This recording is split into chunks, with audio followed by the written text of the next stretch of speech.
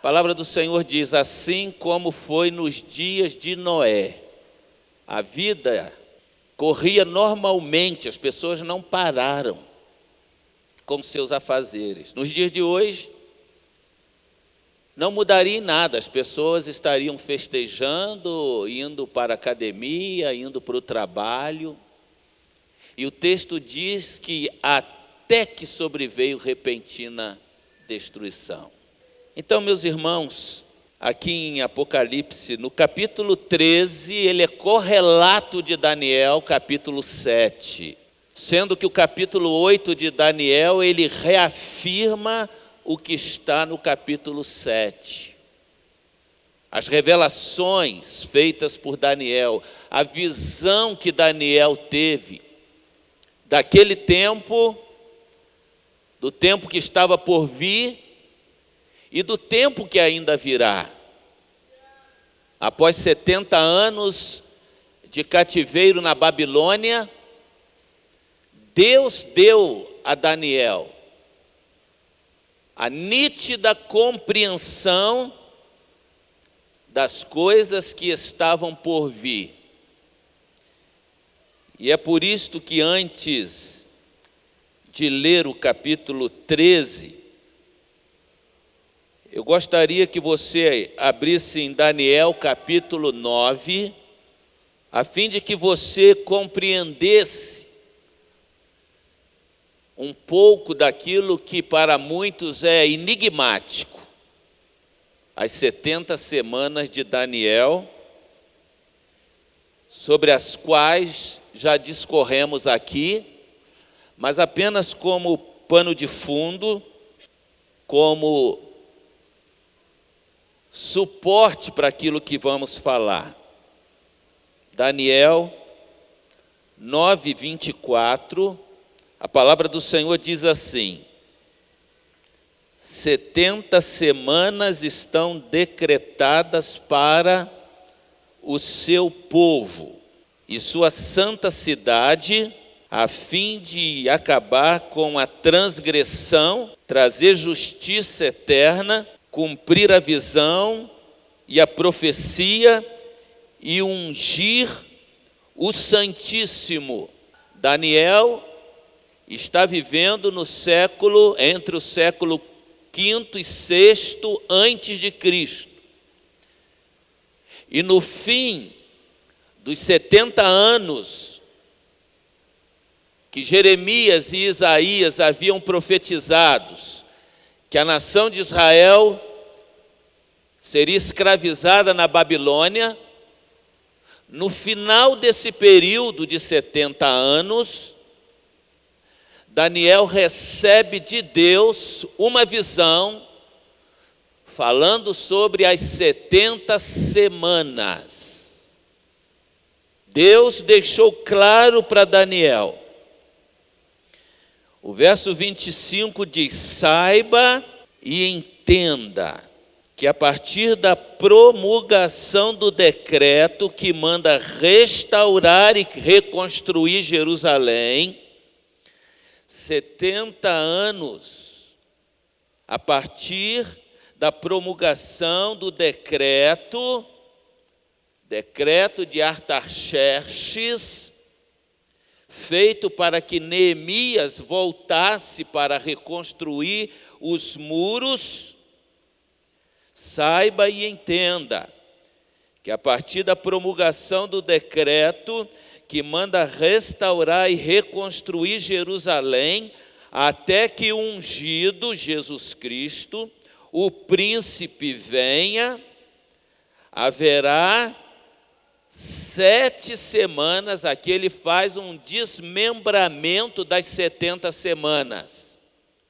Haverá 7 semanas e 62 com 7, 69.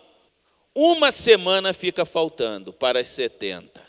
Coloque a sua atenção aqui, que matemática já não é simples, principalmente numa visão como esta, se torna ainda mais complexo o entendimento. Por isso, acompanhe na sua Bíblia. Saiba e entenda que a partir da promulgação do decreto, é só ler Neemias no capítulo 1, quando ele vai ao rei triste para pedir permissão para ir reconstruir os muros da cidade de Jerusalém. É no mesmo período, após os 70 anos de escravidão que eles haviam ficado na Babilônia.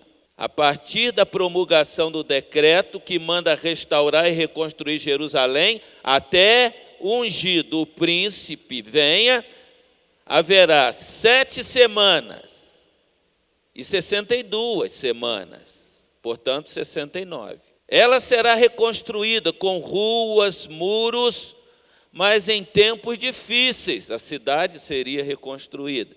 Depois das 62 semanas, o ungido será morto, como Jesus foi morto, e já não haverá lugar para ele, foi assunto ao céu.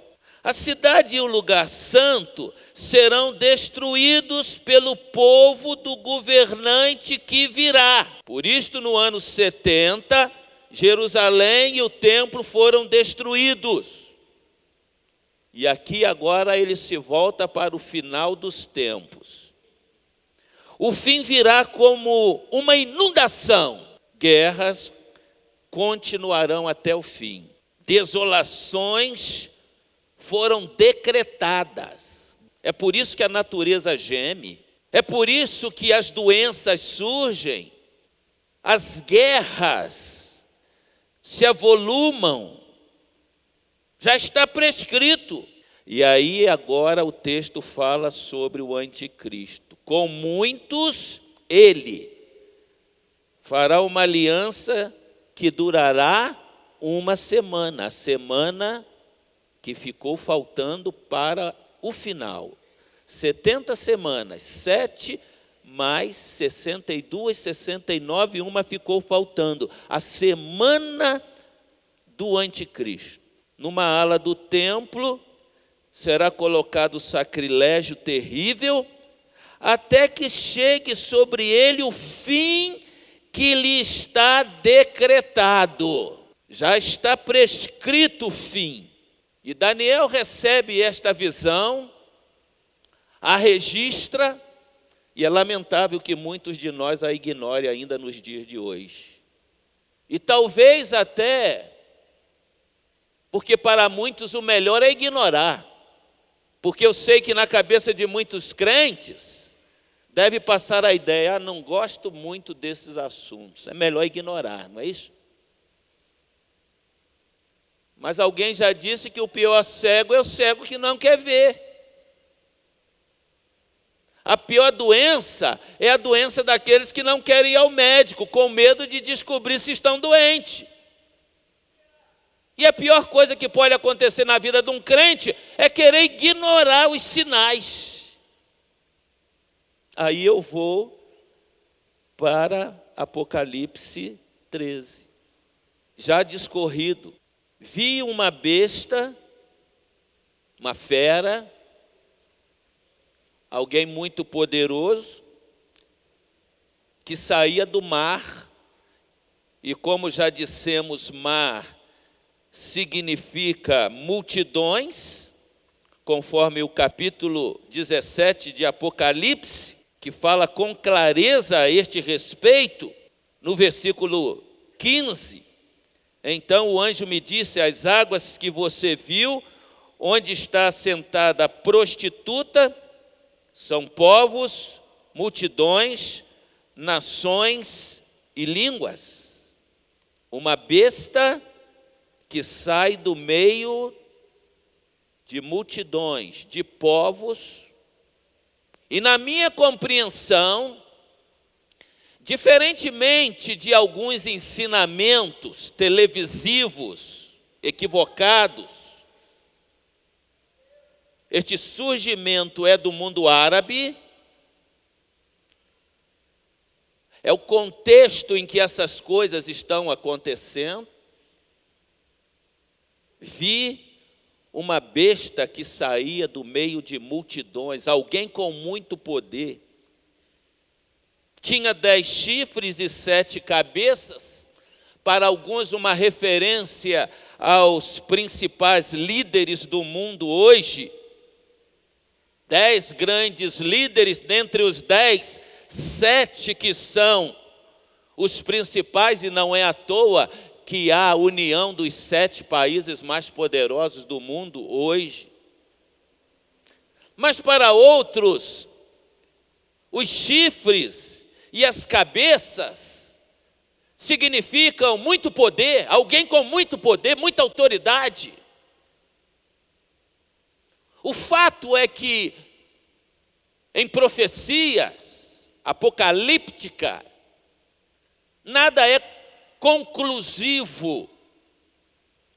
Podemos ter uma proximidade, mas Deus deixou algumas coisas em mistério. Para quê? Para que todos estejam preparados. Para que ninguém faça continha precisa para dizer: Jesus vai voltar amanhã, então eu vou me preparar hoje. Prepara-te para encontrares o Senhor teu Deus hoje. Hoje é o dia aceitável, hoje é o dia da salvação. O fato é que João, na ilha de Pátimos, está tendo o mesmo entendimento que teve Daniel. A besta, a fera, o poderoso, tem 10 chifres, 7 cabeças, com 10 coroas, poderosos, uma sobre cada chifre, e em cada cabeça um nome de blasfêmia. É à toa que os presidentes das principais nações são ateus, zombam da fé cristã, perseguem os cristãos. Sobre cada cabeça um nome de blasfêmia. Tudo contra Deus. E isto é correlato de Daniel capítulo 7. No meio dos 10 chifres, surgiu um chifre pequeno que agigantou e que pronunciava contra o Altíssimo palavras de blasfêmia. A besta que vi era semelhante a um leopardo, rápido, mas tinha pés como os de urso e boca como de leão. Já fizemos referência a todos esses termos animalescos que se referiam aos impérios da Babilônia, Medo-Persa, grego. Então esta besta virá, esta fera, esse todo-poderoso, com poder reunido de todas as maiores potências. E o texto continua: o dragão deu à besta o seu poder, o seu trono e grande autoridade. O dragão do capítulo 12 de Apocalipse, que declarou guerra contra Deus, que foi precipitado na terra, o inimigo das nossas almas, deu a esta personalidade o seu poder, o seu trono, grande autoridade. O apóstolo Paulo, ele diz que já há muitos anticristos entre nós. E é uma verdade que já no passado muitos foram vistos como anticristo, aquele que se coloca no lugar de Cristo. E no final deste capítulo, quando se faz referência à besta, cujo número é 666, esta referência já foi feita a Napoleão Bonaparte, rei da França.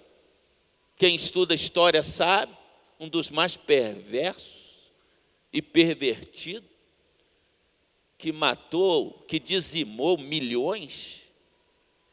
Mas não somente ele, Hitler, perverso, pervertido, comparado por alguns como anticristos que já passaram por este mundo.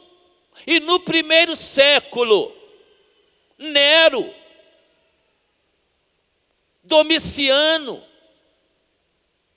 a besta que teve ferida de morte, mas que tornou a reviver, para eles Domiciano era o Nero, que havia voltado à vida de tão perverso. Mas todos esses, na linguagem de Paulo, são muitos anticristos que já estão no meio do povo de Deus através dos anos. Mas alguém que talvez já esteja governando, receberá do próprio dragão autoridade, trono, poder. É isso que o texto está dizendo. O verso 3 diz: uma das cabeças da besta parecia ter sofrido um ferimento mortal, mas o ferimento mortal foi curado. Uma referência a algum líder que estivesse em projeção, ou algum país que estivesse em projeção e de repente tivesse uma queda, uma ferida de morte. Parece que vai morrer, parece que acabou, e de repente ressurge. E ressurge com mais poder. É isso que o texto está nos ensinando. Quando a gente lê esses textos da palavra de Deus, a gente teme e treme. Uma das cabeças da besta parecia ter sofrido uma ferida mortal, mas o ferimento mortal foi curado. O mundo todo ficou maravilhado e seguiu a besta, seguiu a esse líder. Esse é o cara. Você já não ouviu essa expressão? Sei lá se essa besta sai até do Brasil, meu irmão. Acontece de tudo no nosso país. O mundo todo ficou maravilhado e seguiu a besta. Adoraram o dragão. Prestaram culto a Satanás, que tinha dado autoridade à besta. Esse homem terá autoridade de Satanás. E também adoraram a besta, dizendo: quem é como a besta? Quem pode guerrear contra ela? Quem é contra este governante? Quem é mais poderoso do que esse governante? Gente, o cara faz milagres. Você encosta no camarada, fica curado. Ele diz uma palavra e o milagre. Esse é o problema dos nossos dias. Muitas igrejas que são edificadas na base de milagre. Não quer saber de palavra, não quer saber de nada. Eu quero saber de milagre. E se é de milagre, é de Deus. Agora eu pergunto para você: existe algum país onde não se faz milagre? Nem na Coreia do Norte. Que não acredita em Deus. Na Albânia. Na China. Tem milagre. Tem milagre na macumbaria, tem milagre no budismo, tem milagre no maometismo, tem milagre para todo canto, amado. Mas a nossa fé não se constitui nisto. O próprio apóstolo Paulo diz: eu não vim com sabedoria de palavras para que a vossa fé não se baseasse em filosofias vãs, mas em Cristo Jesus e este ressuscitado dentre os mortos. A nossa fé tem que estar posta em Jesus, para que não sejamos enganados. O texto está dizendo Esse líder virá com o poder. E você pode imaginar o poder que Satanás tem. O texto continua, verso 5. À besta foi dado uma boca para falar palavras arrogantes e blasfemas.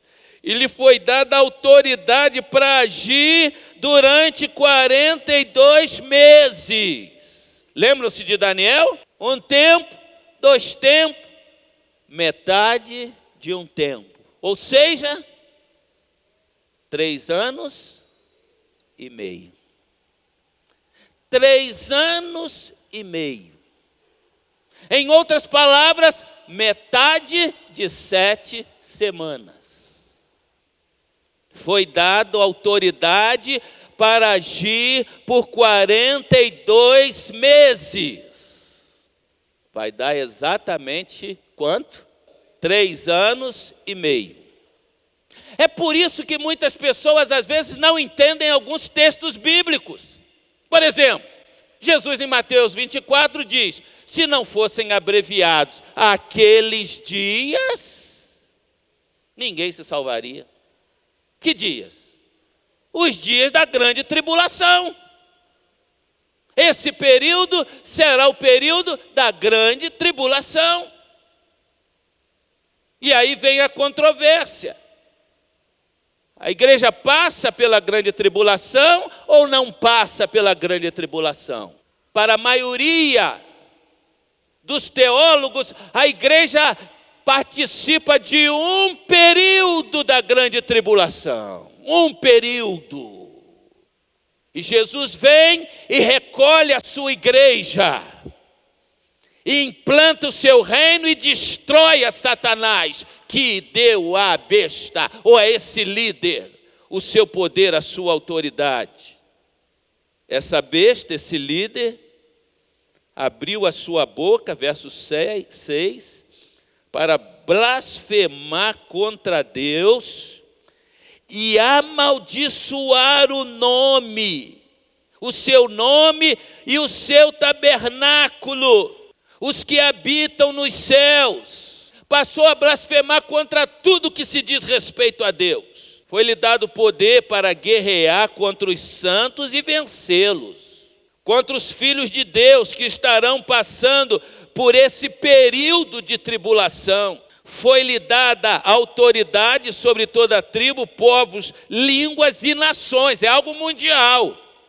Todos os habitantes da terra adorarão a besta, a saber, todos aqueles que não tiverem seus nomes escritos no livro da vida do Cordeiro, que foi morto desde a criação do mundo. Jesus foi morto na presciência de Deus antes da fundação do mundo, exatamente para esmagar a cabeça da serpente, para destruir o dragão, o inimigo das nossas vidas. Mas aqueles que não foram marcados com o Espírito Santo da promessa de Deus, há 2 marcas. A marca da besta, a marca do falso profeta, a marca do anticristo e a marca daqueles que foram selados pelo Cordeiro para o dia da redenção, a marca do Espírito Santo de Deus na vida de todos aqueles que creem no nome de Jesus Cristo. Todos aqueles que não tiveram seus nomes escritos no livro da vida. No final de Apocalipse, capítulo 20, vai falar dos livros, o livro da vida. Aquele que tem ouvidos, ouça.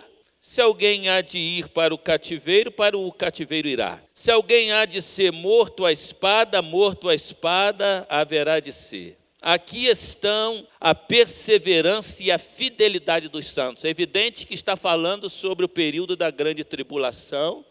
As pessoas terão oportunidade de serem salvas, mas aquelas que pagarem com a própria vida, aquelas que estiverem dispostas a serem fiéis, assim como os servos do Senhor Jesus Cristo, que poderão ser levados a cativeiro, poderão ser maltratados, mas não negarão a fé em Jesus Cristo.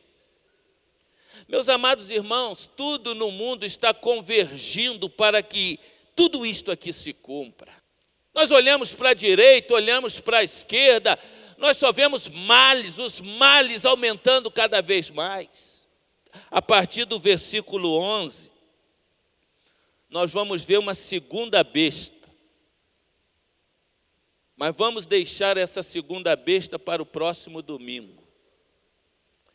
Por que razão? E é importante que você saiba disso. O texto diz: uma besta surge do mar.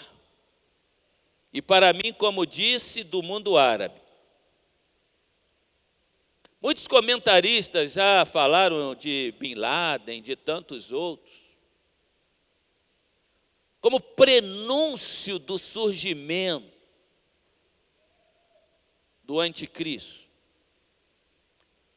Devido a toda a história bíblica retratada na família de Ismael, de Isaú,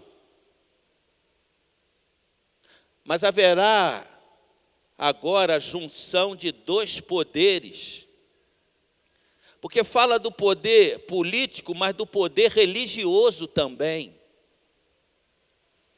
O poder religioso, esses dois poderes vão se unir. Por isso que esta autoridade vai fazer sinais de prodígios. Porque esses dois poderes vão se unir. O poder político e o poder religioso. Um dos grandes problemas dos nossos dias se chama ecumenismo.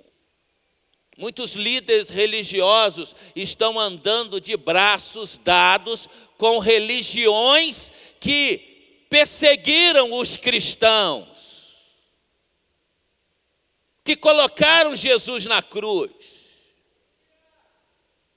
E o ecumenismo é um dos males do nosso tempo.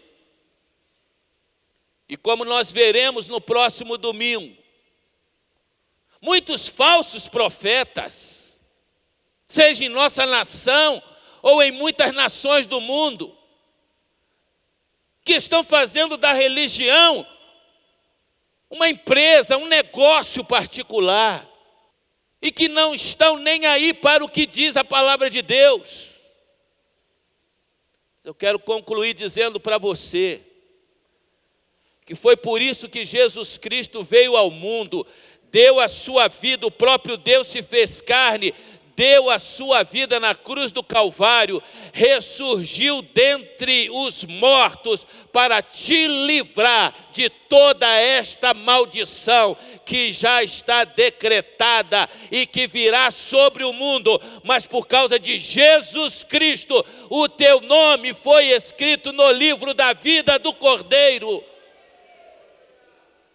E não foi escrito com uma caneta qualquer, foi escrito com o sangue precioso de Jesus Cristo, o sangue do Cordeiro de Deus que tira o pecado do mundo. É tempo da igreja acordar, meus amados. Não há qualquer desejo no meu coração de colocar preocupação em sua cabeça, de amedrontar. Mas é tempo do povo buscar a igreja, é tempo do povo se juntar para evangelizar, é tempo do povo se ajuntar para orar e clamar a Deus por um verdadeiro avivamento espiritual, um avivamento bíblico que venha do coração de Deus para a sua igreja. É tempo de você refazer a sua aliança com Cristo. Muitos estão levando a sua religiosidade numa boa, sem esquentar a cabeça, sem se preocupar. Mas eu creio que é tempo de você se preocupar. É tempo de você colocar a mão na consciência, olhar para tudo que está acontecendo e verificar com o que a Bíblia nos instrui. O tempo está próximo. Prepara-te para encontrares o Senhor teu Deus. Se Jesus viesse hoje, Você, em sã consciência, está preparado para encontrar-se com Jesus ou em que situação ele te encontraria? A igreja de Cristo precisa estar preparada. Os sinais se mostram cada vez mais. Jesus te salvou porque ele precisa de você. Porque tem muita gente que precisa ser salva através de você. Deus conta com você. Os dias estão próximos. Jesus está às portas. Qual tem sido a nossa prioridade? Que Deus nos abençoe nesta hora. Que o Espírito Santo toque os nossos corações e que possamos entender que esta mensagem é muito séria. Esta mensagem é muito séria e você não vai ouvir da boca de muitos pregadores. Porque ninguém quer sair da sua zona de conforto. Ninguém quer desafiar ninguém. As pessoas querem dar o que as pessoas estão buscando. Mas eu preciso dar para você aquilo que Jesus tem ministrado ao meu coração. Os ensinos da palavra de Deus, para que a igreja possa acordar enquanto é cedo, antes que a noite venha, antes que seja tarde demais, e que o Espírito Santo de Deus complete esta palavra no teu coração. Que Deus nos abençoe.